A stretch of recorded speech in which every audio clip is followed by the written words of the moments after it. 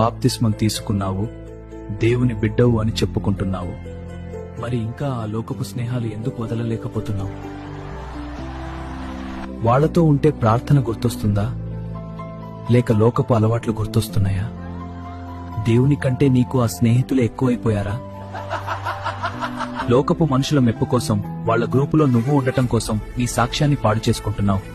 వాళ్లు చేసే వెటకారపు మాటల్లో, వాళ్లు వెళ్లే పాపపు మార్గాల్లో నువ్వు కూడా భాగస్వామి అవుతున్నావు. నిన్ను పరలోకం వైపు నడిపించే స్నేహం కావాలా, లేక నరకం వైపు నెట్టేసే సావాసం కావాలా? నీ ప్రాణ స్నేహితుడు యేసు అని చెప్పి ఆయన్ని అవమానిస్తున్నావు కదా. 1 Corinthians 15లో దేవుడు కఠినంగా చెబుతున్నారు, మోసపోకుడి, దుష్ట సావాసము మంచి నడవడిని చెరుపును. నీ భక్తి ఎంత గొప్పదైనా సరే తప్పుడు స్నేహం నిన్ను ఖచ్చితంగా పడగొడుతుంది. ఈ రోజైనా నీ చుట్టూ ఉన్న మనుషులని చూసుకో. నిన్ను దేవునికి దూరం చేసే ఆ స్నేహానికి స్వస్తి